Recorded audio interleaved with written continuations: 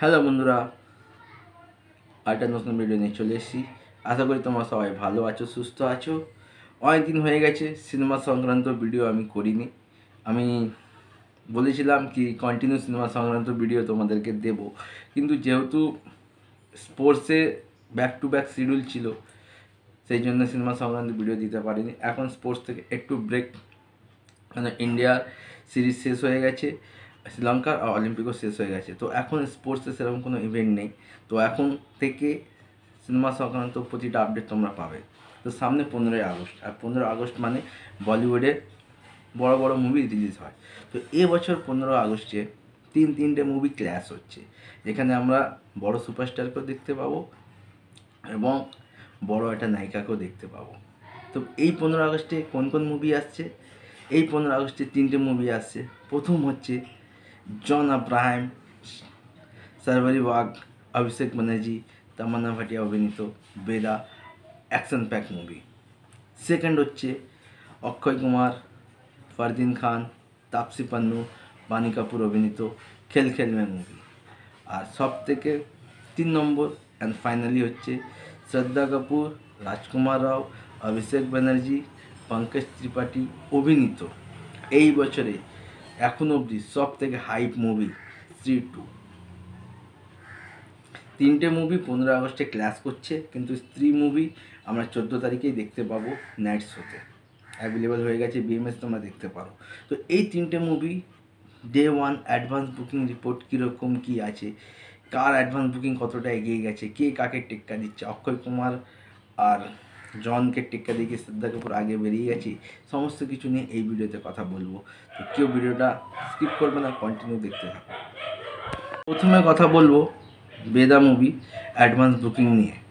দেখো, যেহেতু 15ই আগস্টে এর আগে আমরা সবসময় দেখেছি বলিউডে দেশাত্মবোধক বা প্যাট্রিক সিনেমা আসে, কিন্তু জন আব্রাহামের যদি লাস্ট কটা আমরা মুভি দেখি, বক্স অফিসে কিন্তু বিজনেস করেছে, কিন্তু সেরকম কোনো হিট বা সুপারহিটের তকমা পায়নি। তো এই বেদা মুভি এটাও একটা high power pack action movie. তো এই মুভিটা থেকে জন আব্রাহামের অনেকটাই আশা আছে কি এই মুভিটা বক্স অফিসে ভালো বিজনেস করবে, কারণ জন আব্রাহাম নিজে একটা ইন্টারভিউতে বলছিল কি এই মুভিটা বেশ ভালো।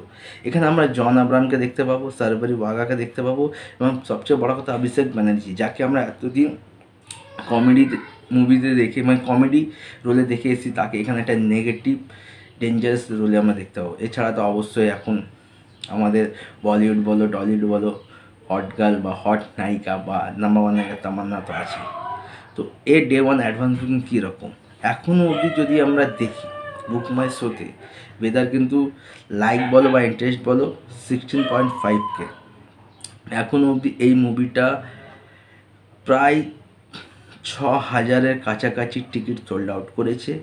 এর অ্যাডভান্স বুকিং প্রায় 18 লাখ ক্রস করে গেছে, আর শো প্রায় 1850টা শো। মানে এখনও অবধি বেদার 6,000-এর কাছাকাছি টিকিট সোল্ড আউট, 18 লাখ টাকা কাছাকাছি অ্যাডভান্স বুকিং করে নিয়েছে এবং 1850টা শো।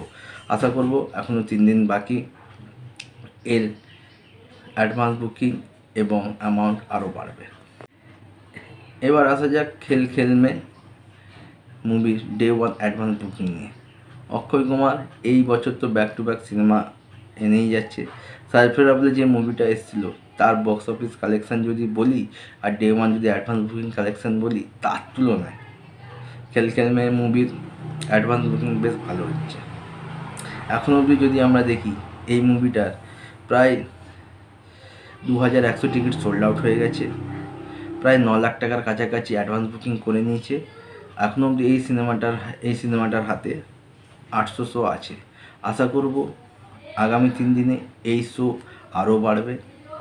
এখন অক্ষয় কুমারের লাস্ট যে কটা মুভি বক্স অফিসে কিন্তু ভালো বিজনেস করেনি, তো তার এই সিনেমাগুলোর প্রভাব কিন্তু খেল খেল মে এই মুভিটার উপর পড়বে। তো এখন দেখা যাক, সারফিরার থেকে আশা করছি খেল খেল মে এই মুভিটার অ্যাডভান্স বুকিং ডে 1 কালেকশন ভালো হবে।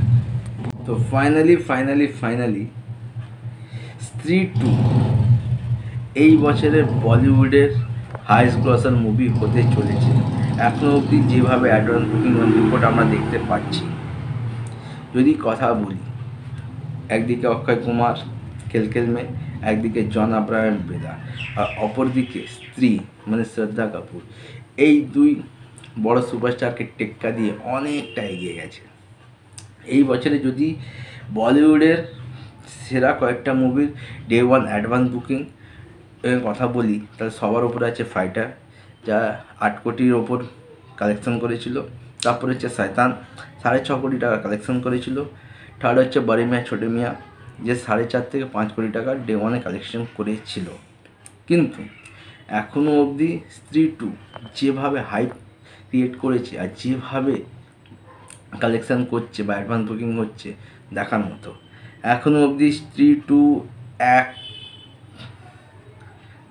1.25 লাখ টিকিট সোল্ড আউট করে দিয়েছে।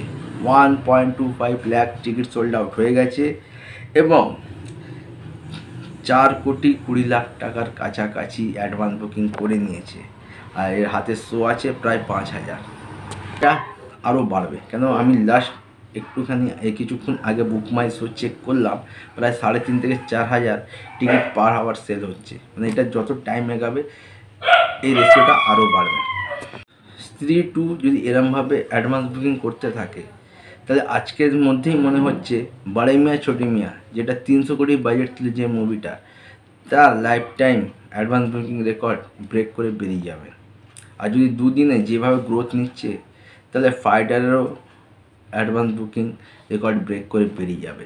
আমি তো বলেছিলাম যখন ট্রেলার এসেছিলো কি এই বছরের সবথেকে সেরা মুভি এখনও অবধি স্ত্রী 2 হতে চলেছে। কেন স্ত্রী 1 যেভাবে পপুলার এবং সুপারহিট হয়েছিল, তার মতো যদি স্টোরি 70%ও হয় না, তাহলে স্ত্রী 2 বক্স অফিসে আগুন লাগিয়ে দেবে। তো তোমরা 15 আগস্টে কোন মুভিটাকে নিয়ে বেশি এক্সাইটেড, বেদা, খেলখেল মে, স্ত্রী 2? আর কমেন্ট করে জানাতে পারো।